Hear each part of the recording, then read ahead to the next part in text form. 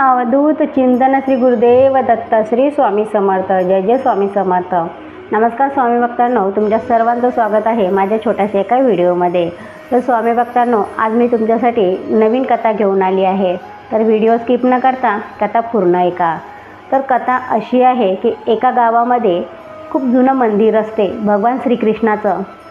तर ते मंदिर त्या गावचा राजा ते मंदिर स्वच्छ बनवते, स्वच्छ करते, त्या मंदिराची पूर्ण साफसफाई करते आणि तिथं एक ब्राह्मण ठेवते।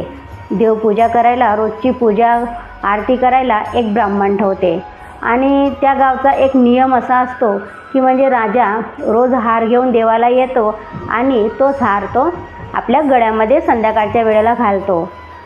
तर अशीच पूजापाठ चालू असते त्या मंदिराचे। ब्राह्मण मनापासून भगवान श्रीकृष्णाची सेवा आराधना पूजा करतात, मनापासून आरती करतात आणि ते ब्राह्मण तिथेच राहतात। त्यानंतर राजाचा एक नित्य नियम असते की राजा रोज मंदिरामध्ये हार, फुलं, अक्षदा वगैरे सगळं काही पूजेचं सामान घेऊन येत असते आणि भगवान श्रीकृष्णासाठी हार घेऊन येते। तो हार भगवान श्रीकृष्णाच्या गळ्यामध्ये घातला जातो आणि आरती वगैरे झाल्यानंतर तोच हार राजाच्या गळ्यात घातला जातो। तर ही प्रथा असते। मग एक दिवस अचानक असं होतं की तो राजा आजारी पडते आणि मग आजारी पडल्यानंतर तो त्याच्या शिपायाच्या हातातून हार पाठवून देते भगवान श्रीकृष्णासाठी आणि सांगते की जाऊन ब्राह्मणाला सांग की मी आज येणार नाही, तुम्हीच तुमची पूजा आरती करून घ्या म्हणून। तो असं सांगते। त्याचाच एक शिपाई धावत धावत ब्राह्मणाकडे येतो। ब्राह्मण देवतेला सांगतो की आज काही राजा येणार नाही आहेत आणि तुम्ही पूजा आटपून घ्या म्हणून, आज राजाची तब्येत काही बरोबर नाही आहे असं तो सांगतो। आणि मग तो शिपाई तिथून निघून जातो। निघून गेल्यानंतर मग ब्राह्मण पूजा पाठ सगळं करून घेते आणि मग म्हणते की अरे जर मंदिराचा एक नियम आहे की म्हणजे तो हार कोणाच्या तरी गळ्यात घालायचा। तर आता राजा तर नाही आहे, तर तो ब्राह्मण असा विचार करते की मी किती वर्षापासून देवाची पूजा करतो, आराधना करतो, सेवा करतो, पण कधीच मी भगवान श्रीकृष्णाच्या गळ्यातला हार माझ्या गळ्यामध्ये मी घातला नाही आणि अशी संधीसुद्धा मला मिळाली नाही। तर आज ती संधी मला मिळाली आहे, तर मी आज त्या संधीचा उपयोग घेणार आहे, फायदा घेणार आहे की भगवान श्रीकृष्णाच्या गळ्यातला हार मी माझ्या गळ्यात घालणार आहे। आणि आता माझं तर शेवटचे दिवस म्हणजे कधी मृत्यू येईल सांगता येत नाही, परत ही संधी मिळणार की नाही हे पण सांगता येत नाही असा तो विचार करते। आणि लगेच तो काय करते की भगवान श्रीकृष्णाच्या गळ्यातला हार त्याच्या गळ्यामध्ये घालते। पण होते असं की त्याला राजा येण्याचा म्हणजे हत्तीचा आवाज येतो, वाजत गाजत राजा येतो। तर त्याला याचा आवाज येतो की अरे राजा आला आहे असं त्याला माहीत पडते, त्याला समजते। तेवढ्यात एक शिपाई धावत धावत येते आणि त्या ब्राह्मणाला सांगते की आता राजाची तब्येत ठीक आहे, आता राजा मंदिरात येऊन राहिलेत असं तो सांगतो। सांगितल्यानंतर त्याला तर खूप म्हणजे असं भीती वाटायला लागली की मी तो हार गळ्यात घातला आणि आता जर राजा बघेल तर मला राजा मृत्यूदंड देणार आहे आणि मी ही खूप मोठी चूक केली। म्हणून तो काय करतो की घाईघाईनं तो गळ्यातला हार काढतो आणि भगवान श्रीकृष्णाच्या गळ्यात घालतो। भगवान श्रीकृष्णाच्या गळ्यात घातल्यानंतर मग तेवढ्यात राजा येते। राजा आल्यानंतर भगवान श्रीकृष्णाला नमस्कार वगैरे करतात आणि मग ब्राह्मण काय करतो, तो गळ्यातला हार काढतो आणि राजाच्या गळ्यात घालतो।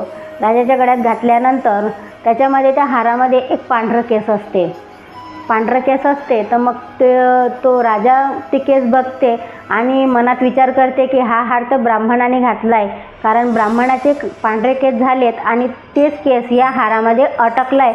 घाईघाईने त्याने ते हार काढला आणि परत श्रीकृष्णाच्या गळ्यात घातला असा तो विचार करते आणि त्याला सांगते की तू हा हार घातला होतास? तो म्हणते नाही, मी कशाला हा हार घालणार? मग म्हणते हे पांढरं केस कुठून आला? तर तो म्हणते की हे भगवान श्रीकृष्णाचं पांढरं केस आहे, माझं नाही आहे ना। मग तो असं राजाला सांगते। राजा म्हणते की नाही, तू खोटा बोलतो, तुझं रक्षण करण्यासाठी मृत्यूदंडापासून तू वाचला पाहिजे यासाठी तू सांगतोस की मी हा हार घातला नाही म्हणून असा तो राजा म्हणतो त्याला ब्राह्मणाला। तर तो म्हणते की नाही राजन, हे भगवान श्रीकृष्णाचेच केस आहेत। तो म्हणते ठीक आहे, उद्या सकाळी जेव्हा तू भगवान श्रीकृष्णाला आंघोळ घालशील त्यावेळेला मी इथं येईल आणि मी बघणार की हे खरोखरच भगवान श्रीकृष्णाचं केस आहे का, भगवान श्रीकृष्णाचे पांढरे केस झालेत का, मी हे बघणार आहे। तर तो रात्रभर विचार करते, रात्रभर रडते, भगवान श्रीकृष्णाला प्रार्थना करते की हे प्रभू, मी चुकून ही चूक केली, आता तुम्हीच माझं रक्षण करा, असा तो खूप प्रार्थना करते आणि रडत रडत त्या दिवशी रात्री तो तिथंच झोपी जाते. दुसरा दिवस निघते. दुसरा दिवस निघाल्यानंतर आता तो टेन्शनमध्ये येते की म्हणजे विचारात पडते की आता मी काय करू. आता राजा येणार आहे आणि राजा बघणार आहे की भगवान श्रीकृष्णाचे खरंच पांढरे केस आहेत का. जर भगवान श्रीकृष्णाचे पांढरे केस नसतील तर राजा मला मृत्यूदंड देणार आहे. तर तो मग राजा मंदिरात आल्यानंतर राजा म्हणतात की चला भगवान श्रीकृष्णाला आंघोळ वगैरे घाला, मला बघायचं आहे. जेव्हा ब्राह्मण भगवान श्रीकृष्णाला आंघोळ घालायला मुकुट, कपडे वगैरे हे करतात, मुकुट काढतात, तेव्हा भगवान श्रीकृष्णाचे खरंच केस पांढरे असतात. तर राजाला वाटतं की अरे हे कसं झालं की भगवान श्रीकृष्णाचे खरंच केस पांढरे आहेत आणि यांनीच काहीतरी कलर लावला असेल की केस पांढरे होण्यासाठी, नाहीतर असं शक्यच नाही की भगवान श्रीकृष्णाचे खरंच केस पांढरे म्हणून. मग राजा काय करते की जाते आणि भगवान श्रीकृष्णाचा एक केस उपटून बघते. त्या केसातून रक्त येते. केस उपटल्यानंतर रक्त येते आणि त्या मूर्तीतून आवाज येते की राजन, तुझी श्रद्धा नव्हती, तुझा विश्वास माझ्यावर नव्हता, म्हणून तू केस उपटून बघतो की खरंच भगवान श्रीकृष्णाचे केस पांढरे आहेत का. तू फक्त दिखावा करत होता, पण ब्राह्मणाने मनापासून माझी श्रद्धेने पूजा केली, आराधना केली, माझी सेवा केली, त्याला विश्वास होता की भगवान श्रीकृष्णाचे केस पांढरे आहेत, तुझा विश्वास नव्हता. म्हणून ही छोटीशी कथा आहे. या कथेच्या माध्यमातून आपल्याला एकच गोष्ट शिकायला मिळते की आपला जर विश्वास परमेश्वरावर असेल, मनापासून श्रद्धा, विश्वास असेल, तर प्रत्येक संकटात परमेश्वर आपली नक्कीच मदत करतात. तर स्वामी भक्तांनो, ही छोटीशी कथा तुम्हाला कशी वाटली नक्कीच कमेंट करून सांगा. चॅनलला सबस्क्राईब, लाईक आणि शेअर करा.